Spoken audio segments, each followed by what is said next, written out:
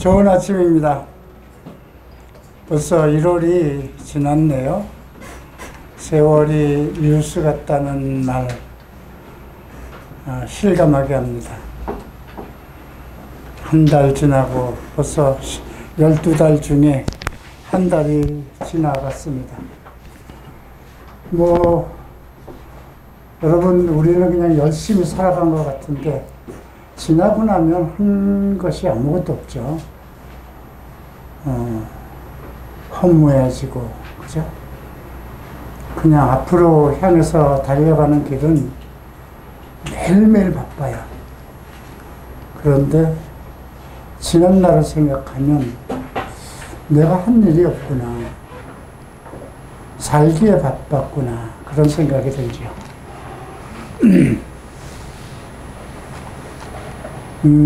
오늘 아침에 어떤 분이 부고를 하나 보내왔는데, 임보라 목사, 나와 반대쪽에서 성소수자들을 위해서 헌신하시던 분인데 55세에 소천했다고 부고가 왔네요. 과거에 광주에서도 서로 토론회를 했고 가끔 퀴어 축제 때도 만났던 분인데 55이면 나보다 20년 어린 분이신데 뭐가 그렇게 급해서 세상을 떠났나. 아마 어떤 질병이겠죠. 자녀들도 둘이나 있고 남편도 있는데 부고를 보면서 그런 생각을 가졌습니다. 이렇게 떠나면 아무것도 아닌데 뭐 그렇게 헛된 것을 향하여 목숨을 걸고 싸웠을까. 나는 또한 어떨까. 나 또한 떠날 텐데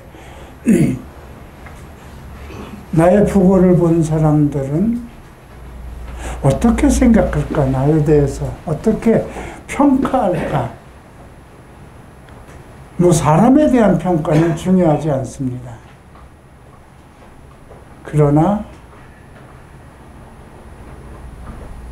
우리가 살아가면서 내 인생에서 살아온 것이 과연 주님 안에서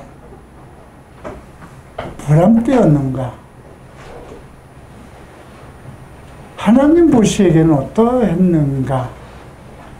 사람의 평가는 자기의 생각과 자기의 이념과 자기의 동질인 사람에 대해서 평가를 하고 자기와 상반된 사람에 대해서는 부정된 평가를 하게 되죠. 그래서 사람의 평가는 중요하지 않지만 영혼의 결산을 맡으신 하나님 앞에는 매우 중요합니다. 우리의 행한 모든 것들이 우리의 혼장이라고 그러죠. 계시록 20장에서 언급된 말씀인데, 우리의 모든 일생의 모든 내가 한 말, 잘못된 것, 생각, 모든 것을 기록한 나의 혼의 기록, 내 인생의 발자취, 그것이 주님 앞에 올라간다고 그랬죠. 근데 우리는 걱정할 거 없습니다. 우리는 예수 안에 있으니까 이미 다 해결됐잖아요. 어린 양 예수 그리스도의 보혈의 피로 우리는 주의 것, 하나님의 자녀, 의인, 이런 호칭을 받았습니다. 우리가 성경을 배우는 것은 우리에게 주신 의인의 호칭을 상실하지 않게 위해서입니다. 성경을 통해서 나를 바로잡고 내 삶의 잘못된 것을 회개하고 오직 주님의 나라를 들어가기를 힘쓰기 위해서 우리가 성경 공부를 하는 것입니다. 우리는 구원받은 자들입니다. 예수의 피가 보증하는 자들이고 지금도 예수님은 하나님 우편에 계셔서 우리를 중보하고 계십니다. 서로 죄를 범하였다 하더라도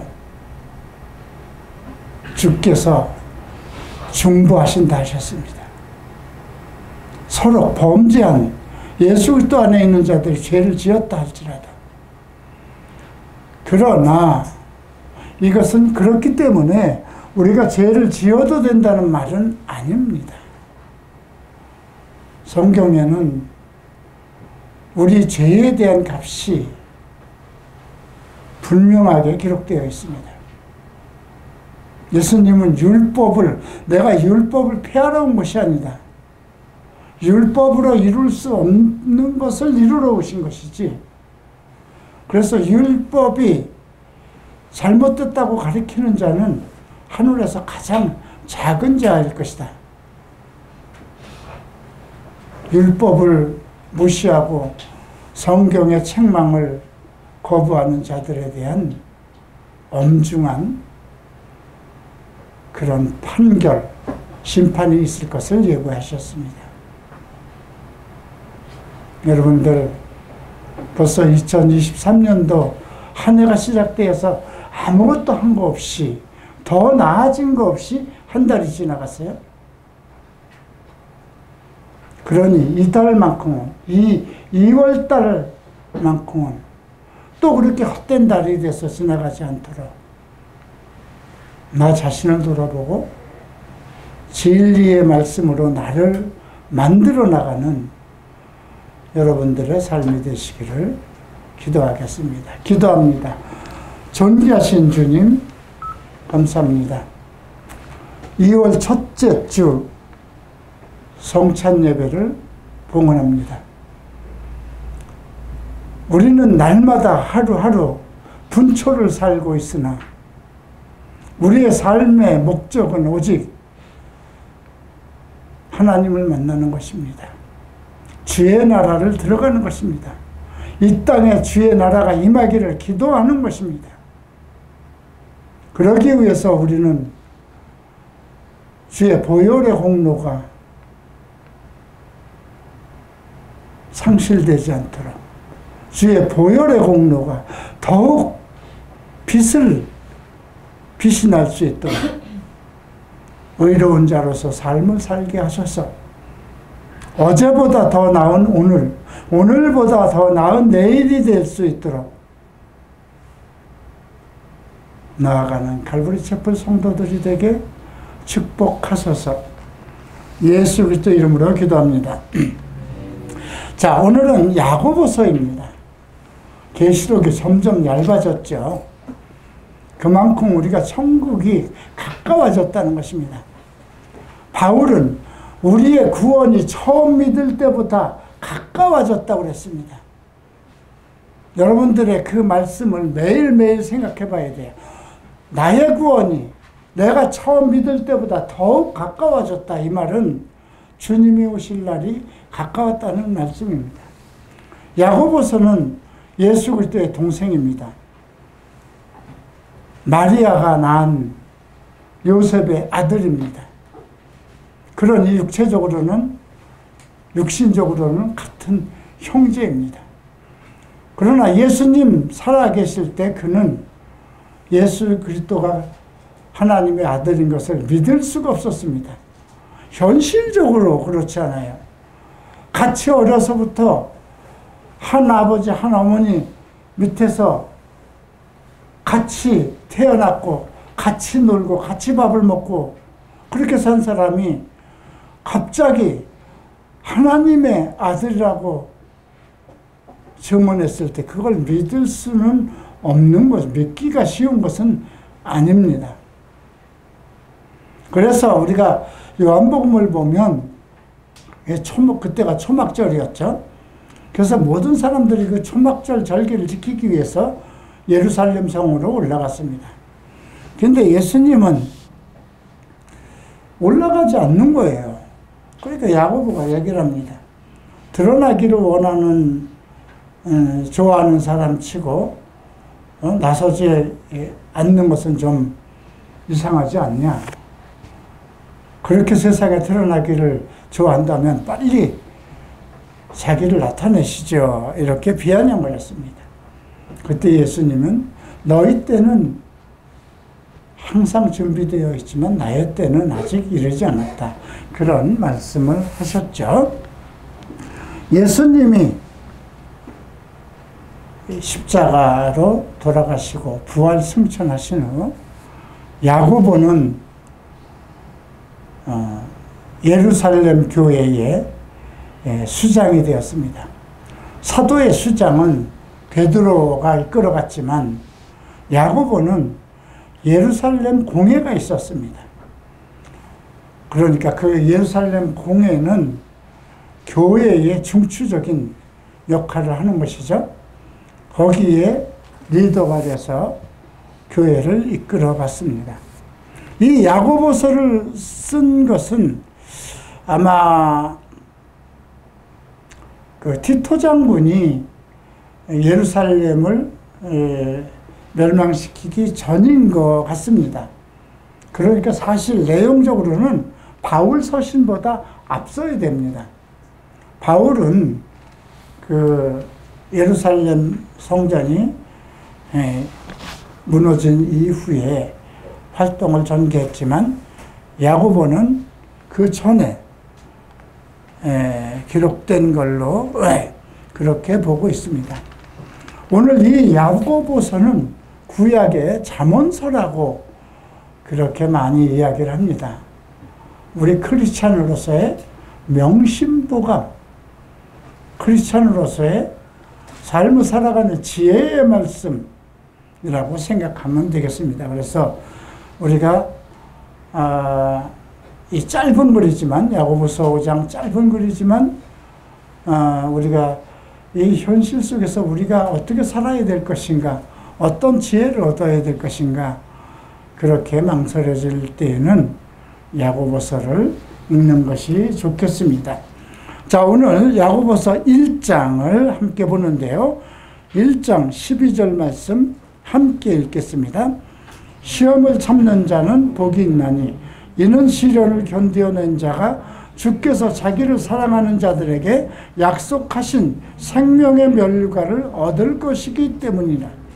우리는 1월 한 달 동안 하나님의 복, 그리스도인의 복에 대해서, 그래서 어떤 사람이 하나님의 복을 받은 사람들인가에 대해서 살펴봤습니다. 그런데 오늘 야고보는 시험을 참는 자가 복이 있다고 합니다. 여러분, 시험을 참는다는 것은 쉬운 일이 아니에요. 저도 지금 시험 중에 있지 않습니까? 이는 시련을 견디어낸 자, 여기서 시련이라고 그랬어요. 이건 연단입니다. 정금을 뽑아내는 것. 그 금강석, 더러운 것에서 그 재련소에, 금 재련강에다 집어넣고 불로 모든 잡티 더러운 것을 다 태워버리고 99.9, 100%의 순금을 뽑아낸 것과 같은 그런 연단입니다. 시험이 있는데 시험에 쳐서 넘어질 것인가? 그 속에서 연단을 겪을 것인가? 그것을 이기고 정금 같은 믿음으로 나타날 것인가? 이것을 얘기하는 것입니다. 그래서 시련을 견디어낸 자가 주께서 자기를 사랑하는 자들에게, 예수께서 자기를 사랑하는 자들에게, 우리가 로마서 8장 28절에도 하나님을 사랑하는 자들에게 하나님께서 주시는 것에 대한 기록이 있는데요. 주께서 자기를 사랑하는 자들에게 약속하신 생명의 멸류관을 얻을 것이기 때문이다. 지금 이 말씀은 생명의 멸류관을 얻기 위해서 너희가 살 것인가, 육체의 만족을 위해서 세속적인 삶을 살기 위해서 살 것인가? 이것을 선택하라는 것입니다. 어느 것을 선택할 것인가? 생명의 면류관이냐? 면류관은 최종적으로 받는, 경기에서 최종적으로 받는 사람들, 투쟁 속에서 최종적으로 받는 상금이죠. 그런데 내가 예수 그리스도 안에 있다 하더라도, 예수를 믿었다 하더라도 세속적으로, 세상적으로 살았다면 이 면류관은 나에게 없는 것이죠. 그들은 모두 시험에서 실패한 자들입니다. 시험을 이기고 견뎌낸 자들이 아니라는 것입니다. 도중에 실패하고, 우리가 바울의 제자들 중에도 돌아간 자들이 많습니다.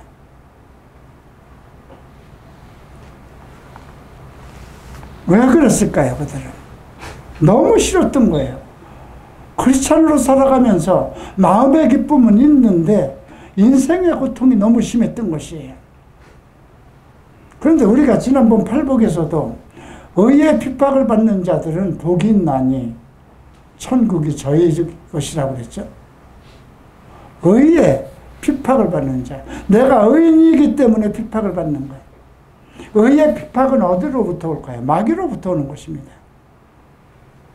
내가 예수 그리스도의 사람으로서 예수 그리스도의 영광을 위해서 살아가기 때문에 사탄은 나를 끊임없이 공격하고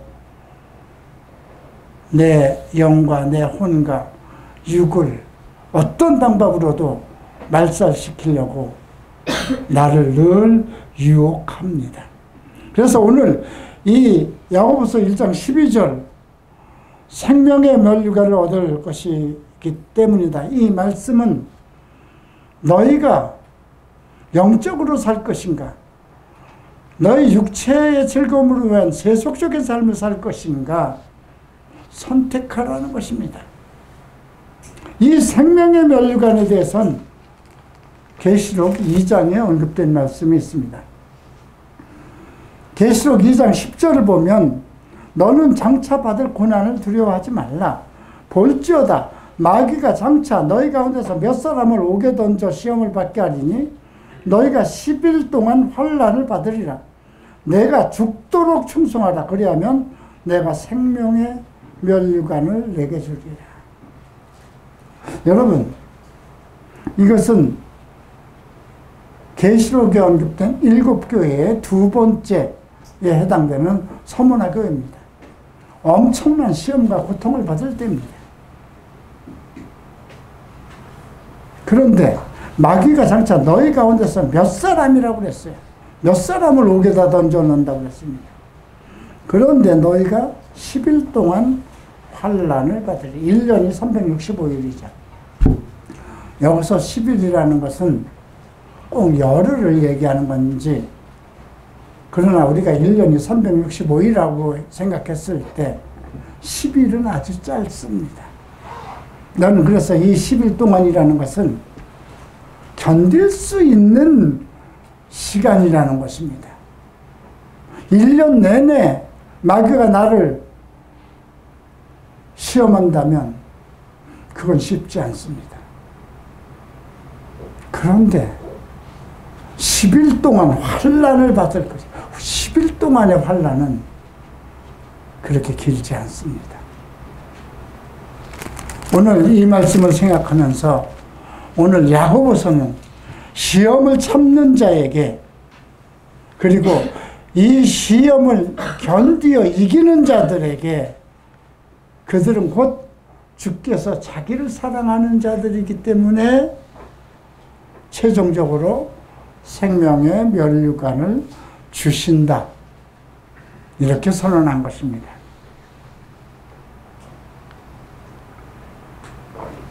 자, 그러면 우리가 이 생명의 면류관을 받기 위해서 지금 그리스도의 의인이라고 칭하는 우리, 예수 그리스도를 믿고 여러 가지 환난을 겪어야 하는 우리가 어떻게 살아야 될 것인가가 1장에서 언급된 것입니다. 1장은 크게 둘로 나누어질 수 있어요. 1장 1절부터 18절까지가 세상을 이기는 방법입니다. 시험을 이기는 방법입니다. 두 번째 19절부터 27절까지가 삶을 살아가는 삶의 태도,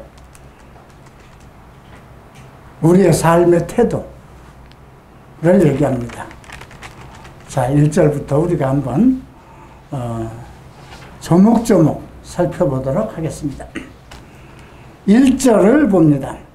하나님과 주 예수 그리스도의 종 야고보는 흩어져 있는 12지파에게 문안한다. 여기서 흩어져 있는 12지, 디아스포라라고 얘기를 합니다. 흩어져 있는 사람. 왜 흩어졌을까요? 예루살렘에서 살 수가 없었어요. 이스라엘 백성은 여러 번 예루살렘의 공격을 받고 외세에게 완전히 멸망을 받았던 때가 한두 번이 아닙니다. 그래서 전 세계로 포로로 끌려가기도 했고 흩어졌어요. 그래도 그 흩어진 사람들이 모두 하나님을 믿던 사람들이죠. 그래서 로마의 지역, 로마가 지배하는 땅, 그 어디에 살든지 유대인들 10명이 모이면 회당을 지었어요. 그리고 거기서 하나님께 예배를 드리고 율법을 공부하겠죠. 그것이 에클레시아라는 지금 이스라엘의 공동체를 이루는 에클레시아, 교회죠. 그거의 근원이 됐는데 여기서 야고보는 흩어져 있는 12지파는 그 상황을 지금 염두에 두고 언급하고 있는 것입니다. 자, 근데 하나님과 주 예수 그리스도의 종이라고 했어요. 자기 형이잖아요, 예수님은. 근데 여기서 종이라는 둘로 쓰면 노예입니다. 노예는 자유가 없습니다. 책임과 의무만 있습니다. 자기 주장이 없습니다. 자기 것이 없습니다. 자기를 나타내서도 안 됩니다. 자기의 신분이 없는 겁니다. 그런데 자기는, 야고보는 예수님의 살아생전에는 예수님이 하나님의 아들됨을 믿지 않고 메시아됨을 믿지 않고 비아냥을 했지만 이제는 예수 그리스도의 종으로서 헌신하였습니다. 베드로의 친구이기도 했습니다. 2절을 봅니다. 함께 읽겠습니다. 내 형제들아, 너희가 여러 가지 시험을 당하거든 온전히 기쁘게 여기라.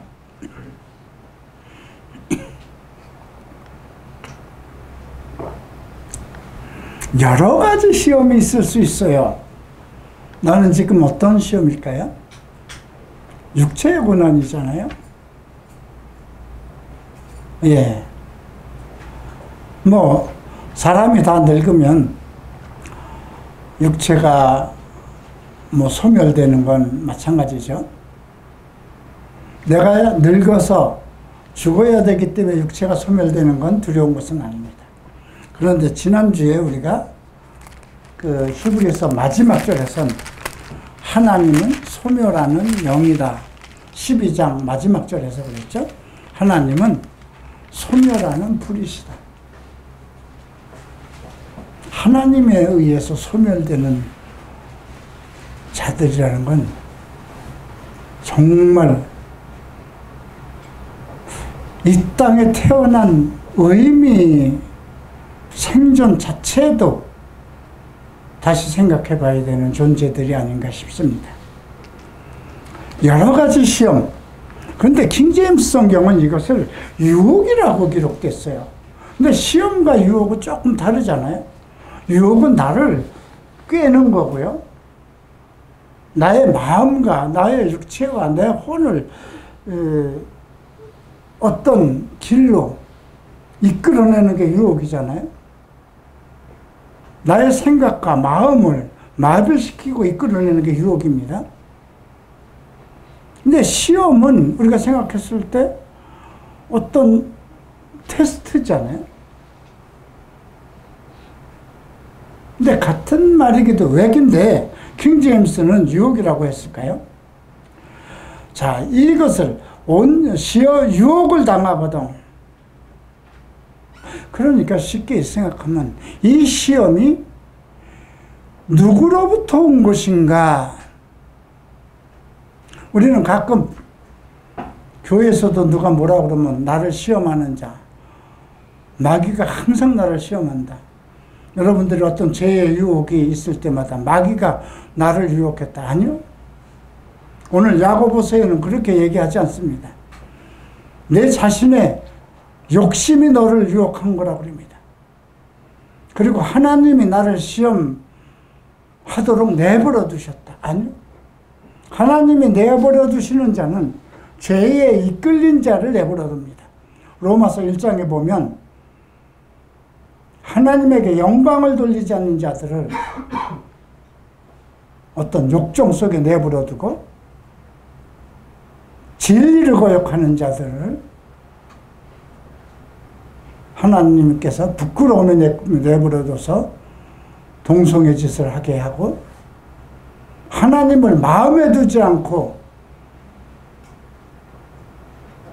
그런 자들을 21가지의 죄에 이끌려가도록 내버려 두신다는 겁니다. 우리가 내 자녀가 잘못할 때마다 책망을 하고 그 책망을 통해서 바로 세워야 되는 거 아닙니까? 근데 하나님의 자녀들이 어떤 딴 생각을 하고 하나님과 관계없이 하나님을 떠나서 하나님의 영광을 저버리고 자기의 욕심과 정욕에 이끌려 살아간다면 하나님은 그 사람을 내어버린다는 겁니다. 부끄러움 속에 내어버려져서 인간으로서 하지 못할 일, 짐승들도 하지 못하는 일을 하도록 한다는 것입니다. 뼈아픈 경고입니다.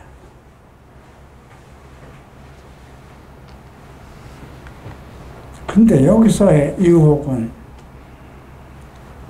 마귀로부터 오는 것이 아니라 저는 이렇게 생각합니다. 나에게 어떤 시험, 유혹을 온 것은 하나님의 어떤 목적이 있는 겁니다. 나를 부르시고 택하신 이가 나를 통해서 하셔야 할 어떤 목적이 있는 겁니다. 그 목적을 놓고 그 목적을 향해서 달려가는데 여러 가지 회방도 있고 여러 가지 문제가 생길 수 있어요. 사탄이 회방할 수도 있어요. 그렇지만 그 목적을 설정하신 것은 하나님입니다. 그러니까 그런 환경도 하나님께서 허락하시지 않으면 내게 올 수 없다는 것입니다. 그러니까 이 유혹과 이 시험은 하나님이 허락하신 것입니다. 왜? 나를 더욱 강건한 믿음의 사람, 나를 온전한 믿음의 사람, 나를 면류관을, 최종적인 생명의 면류관을 쟁취할 사람으로 만들기 위해서 하나님의 계획이라는 것을 우리가 생각해야 되거든요. 그래서 온전히 기쁘게 여기라는 것입니다. 만약에 이것이 마귀가 너희들을 시험하거든 온전히 기쁘게, 아니죠. 마귀가 우리를 시험할 때는 투쟁하고 싸워야 되는 거죠. 그걸 기쁘게 하는 건 아니잖아요. 이 유혹과 시험이 하나님으로부터 계획된 것이기 때문에 기뻐하라는 것입니다. 이는 설명이 나오죠. 너의 믿음의 시련, 연단입니다. 인내를 만들어내는 줄 너희가 알미라. 믿음의 시련. 믿음을 통해서 겪어야 하는, 이건 믿는 자들에게 설정되어 있는 어떤 하나님의 계획과 목표를 이루기 위해서 설정되어 있는 것이라는 것입니다. 너희 시련이 인내를 만들어. 여기서 인내라는 것은 늘 언급하지만 히포모네라는 헬라어입니다. 인내, 그냥 참고 견뎌야지. 그렇게 가벼운 말이 아닙니다.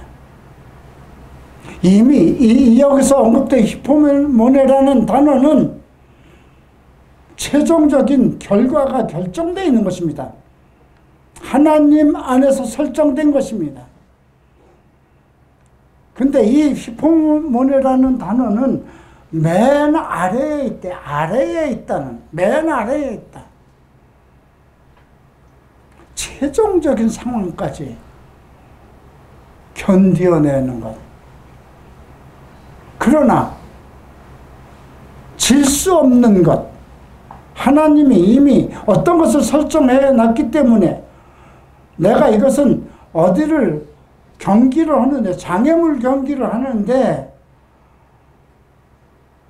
여러 가지 장애물이 설치된 것을 통과하는 것과 마찬가지입니다. 장애물 경기에서 마지막을 통과한 사람에게 주는 면류관, 왕관, 그것과 같이 여기서 인내는 그냥 막연하게 참는 것이 아닙니다. 끝까지 맨 나중까지 버티고 견뎌서 하나님의 계획에 이르는 것을 얘기합니다. 그 인내를 만들어내는 것이 믿음의 단련이라는 것입니다. 하나님은 우리를 온전한 믿음을 위해서 단련시킵니다. 연단시킵니다. 완전한 100%의 정금과 같은 믿음을 만들기 위해서 나를 불 속에다 집어넣습니다. 내가 20년 동안 갈보리 체프를 참고 여러분들을 만나기까지 인내하고 참은 것은 이 히포모네라는 인내의 뜻을 알았기 때문이고, 나를 택하시고 나를 부르신 분은 내가 알 수 없는 그 계획과 목적이 있을 거라는 것을, 그 믿음을 확신했기 때문입니다. 4절을 봅니다. 인내를 온전히 이루라. 이는 너희로 온전하고 구비하여 조금도 부족함이 없게 하려 합니다.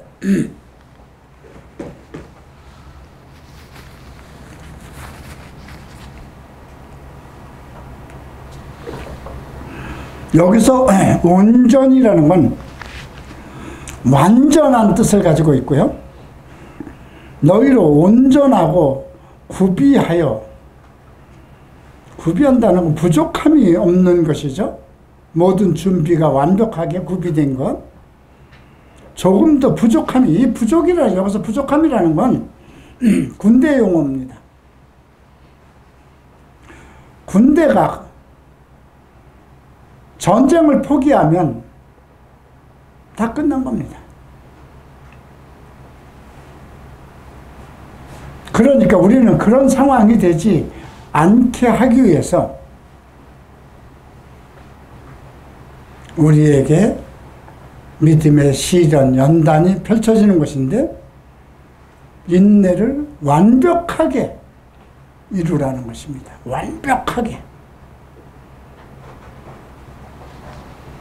자, 그러면 어떻게 우리가 그 세상에서 겪어야 하는 여러 가지 시험, 유혹들을 이길 수 있을까요? 나는 사람입니다. 나는 육체를 가지고 있습니다. 내 생각은 세상 것을 탐하기도 합니다. 내 주변과 내 가족까지도 나를 유혹할 때가 있습니다. 그래서 오늘 야고보는 이렇게 얘기합니다. 5절을 함께 읽겠습니다. 너희 중에 누구든지 지혜가 부족하거든 모든 사람에게 후히 주시고 꾸짖지 아니하는 하나님께 구하라. 그리하면 주시리라. 우리가 척 스미스 목사님의 지혜의 말씀 책을 번역했습니다. 근 1년 동안 나는 그 책을 교정하고 살펴보면서, 송 목사님은 대단하신 분이구나.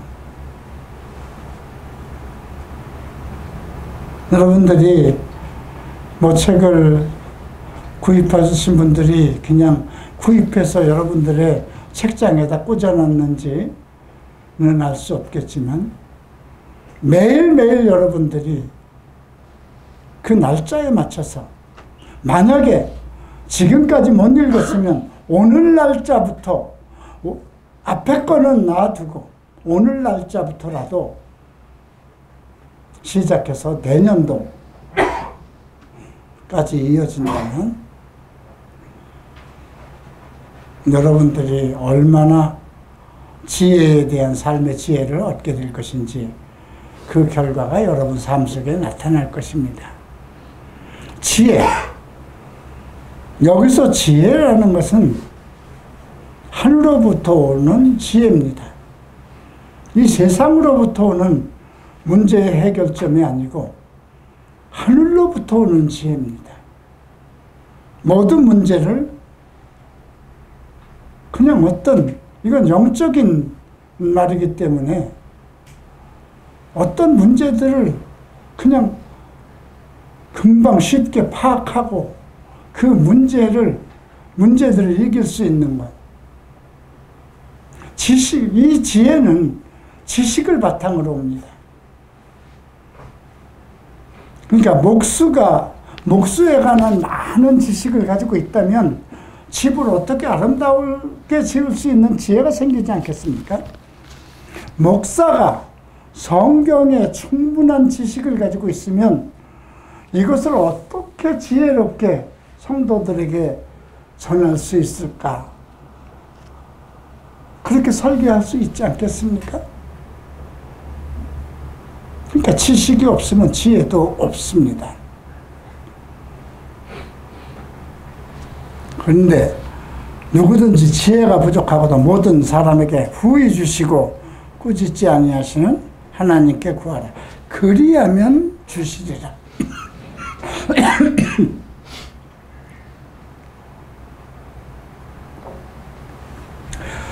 구하면 주시는데 구하지 않았다면 누구의 책임인가? 얼마나 어리석은 일인가요?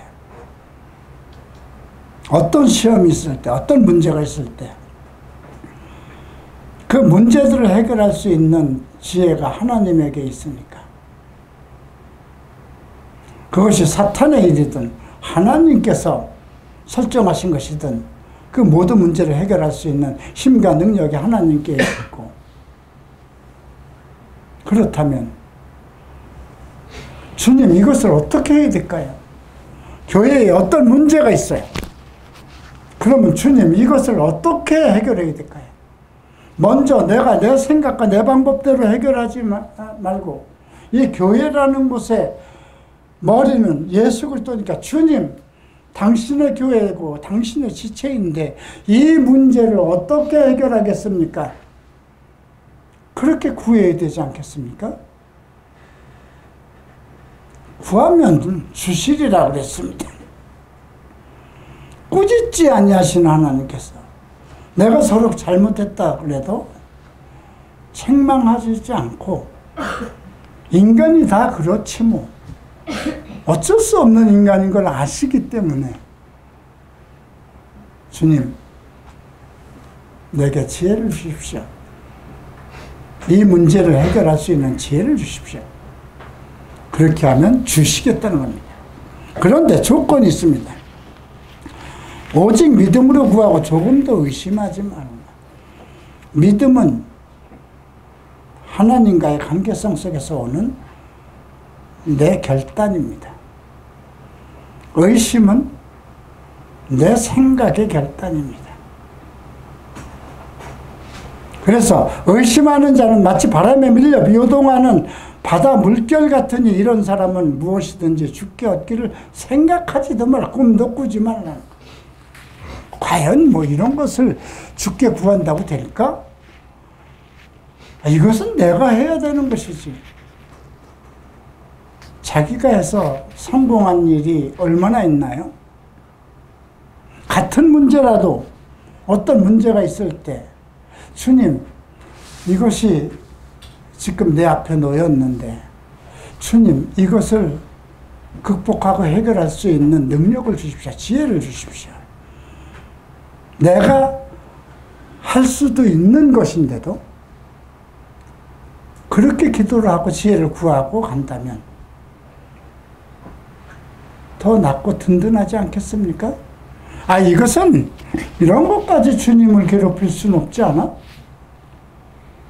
이것은 내가 할 수 있지. 내가 그동안 얼마나 성경을 많이 읽고 나도 자신 있어. 그런다면 결국 실패할 것입니다. 죽기 얻기를 무엇이든지 죽기 얻기를 생각지 말라 합니다. 두 마음을 품어 모든 일에 정함이 없는 자. 두 마음이 뭘까요? 세상적이냐 영적이냐. 믿음도 좋고 세상 것도 좋고 부자도 되고 싶고 천국도 들어가고 싶고 두 개는 결코 이루어지지 않습니다. 네, 두 마음. 물질은 우상 숭배라 했습니다. 자, 그 다음 낮은 형제는 자기의 높음을 자랑하고 예수 안에서 나라는 존재는 하나님의 자녀잖아요. 나는 형편없는 자야. 나는 정말 이렇게 못났고 키도 작고 가진 것도 없고 지식도 없고 부모도 똑똑하지 못하고 나는 왜 났을까? 예수를 믿으면서도 항상 모임만 되면 코스프레 하는 사람이 있어요.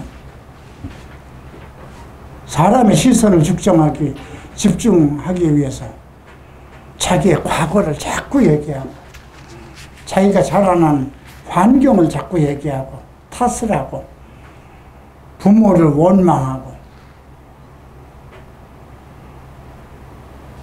그러니까 그걸 이기고 내가 더욱더 잘 돼야 되는 거잖아요. 그런데 교회 안에서 자꾸 자기를 얘기하고 자기의 형편을 얘기하고 왜 그럴까요? 사람들을 자기에게 집중시키는 거죠. 근데 그런 때가 다 있어요. 저도 그런 때가 있었어요. 예수를 믿고 나를 변명하기에 사람들을 만나면 나는 어쩔 수 없었다. 나는 어쩔 수 없이 이렇게 태어났고 어쩔 수 없이 내 운명이 이렇게 됐다. 사람들 만나는 사람들마다 얘기하려고 그러죠. 왜 그랬을까요? 하나님에 대한 지식과 하나님의 지혜를 얻지 못했기 때문에 그렇습니다. 하나님 안에서는 하나님에게서는 모든 것이 다 이루어진 상태거든요. 나라는 존재를 태어나게 했을 때부터 하나님께서는 모든 것이 계획되어 있고 하나님의 뜻 가운데 있는 것이거든요. 그래서 부한자는 자기의 낮아짐을, 낮은 형제는 자기의 높음, 나 예수 믿는 내가 과거가 어떻든지 나 예수쟁이야, 하나님의 아들이야, 의인이야, 나는 생명의 면류관을 보장받은 사람이야. 그 누구도 사람이 나를, 하나님이 나를 위하시면 사람이 나를 어찌하리요. 그런 마음을 가져야 될 거 아닙니까? 부한 자는, 모든 것이 부족해 없는 사람은 자기의 낮아짐을 자랑을. 낮아지기 위해서는 어떻게 될까요? 선을 행하고 내 것을 덜어서 이웃에다 주고, 내게 이렇게 많은 것을 주신 것은 교회를 위해서 주신 겁니다. 어려운 이웃을 위해서 주신 것입니다.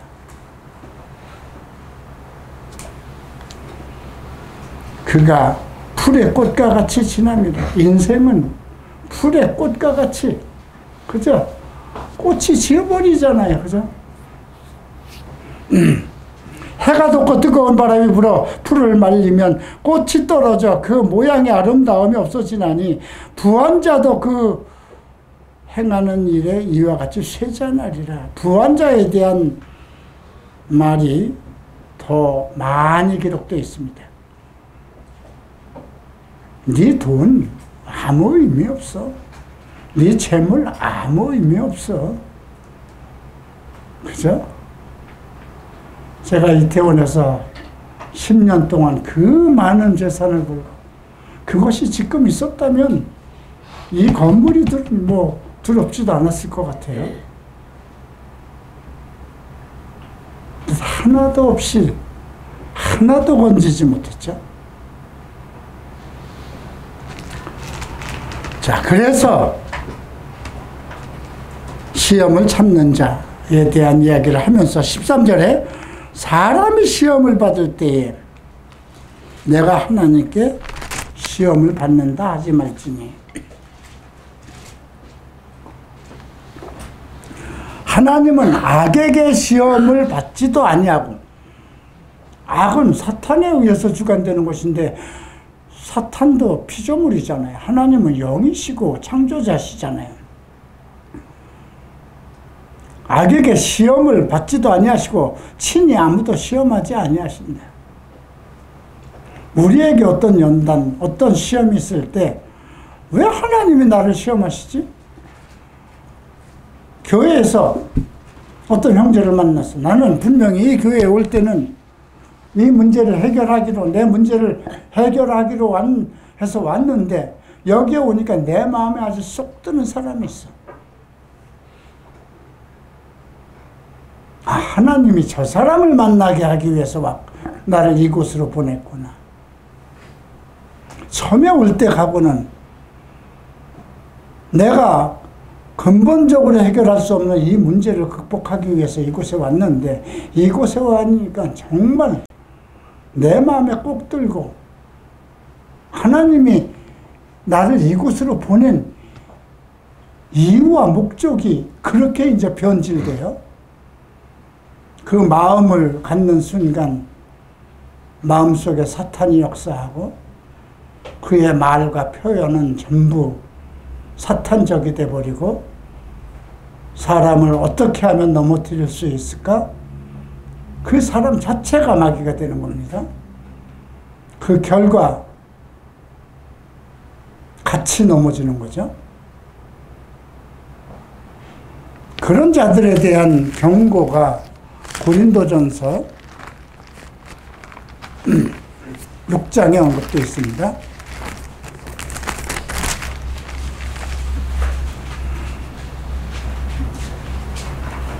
15절이죠. 너희 몸이 그리스도의 지체인 줄 알지 못하느냐? 내가 그리스도의 지체를 가지고 창녀의 지체를 만들겠느냐? 결코 그럴 수 없느니라. 창녀와 합하는 자는 그와 한 몸인 줄 알지 못하느냐? 일렀으되 둘이 한 육체가 된다 하였나니. 음행을 피하라. 사람이 범하는 죄마다 몸 밖에 있거니와 음행하는 자는 자기 몸의 죄를 범하느니라. 얼마나 무서운 경고입니까? 자기 시험을 받는 자, 각 사람의 시험은 자기 욕심에 이끌리는 거라고 그랬습니다. 욕심이 잉태한 즉 죄를 낳고, 죄가 장성한 즉 사망을 낳는다. 그죠? 죄의 결과는 사망이라는 것입니다. 욕심이 잉태한 즉. 자, 내 사랑하는 자들아, 속지 말라. 온갖 좋은 은사는 하나님으로부터 오는 거죠. 온전한 선물이 다 위로부터 빛들의 아버지께로부터 내려오나니 그는 변함도 없으시고 회전하는 그림자도 없으시느니라. 여기서 온전한 선물할 때 선물이라는 헬라어는 두 가지가 있습니다. 두시스라는 단어가 있고 디돔이라는 단어가 있습니다. 근데 여기서는 두시스라는 단어가 사용됐습니다. 두시스라는 헬라어는 선물을 주는 사람을 얘기합니다. 그러나 디돔이라는 헬라어는 선물 그 자체를 얘기합니다. 근데 여기서는 두시스라는 선물을 주는 사람을 기록되어 있어요. 선물을 주는 자 누굴까요? 그래서 위로부터 빛들의 아버지께로부터 빛들의 아버지께라고 그랬어요. 모든 더러운 것을 밝히고 생명을 주는 빛들, 이 세상을 밝히는 빛들의 아버지께로부터 내려오나니 그는 변함도 없으시고 회전하는 그림자 없다. 그가 돌아선다고 해도 어떤 그림자도 없다는 것입니다. 예나 이제나 언제나 영원히 동일하시다는 것입니다. 그가 피조물 중에 우리로 한 천열매가 되게 하시려고 이 땅에 있는 모든 피조물, 그 피조물 속에 사람도 포함되어 있죠. 천열매가 되게 하시려고 자기의 뜻을 따라 진리의 말씀으로 우리를 낳으셨다. 참 저는 이 말씀을 사모합니다. 자기의 뜻을 따라 하나님의 천열매가 되게 하기 위해서 자기의 뜻을 따라 진리의 말씀으로 우리를 낳으셨다. 그런 여러 가지 시험과 환난이 있더라도 너희가 참을 것이냐, 어떤 세상으로부터 어떤 시험과 유혹이 오더라도 네가 세속적으로 살아갈 것이냐, 영적으로 살아갈 것이냐, 너의 삶의 중심을 어디에다 둘 것이냐. 오늘 야고보는 그것을 우리에게 얘기하고 있습니다. 다음 단락은 우리가 다음 주에 더 자세히 살펴보도록 하겠습니다. 오늘 성찬주일입니다. 다 일어나시기 바랍니다.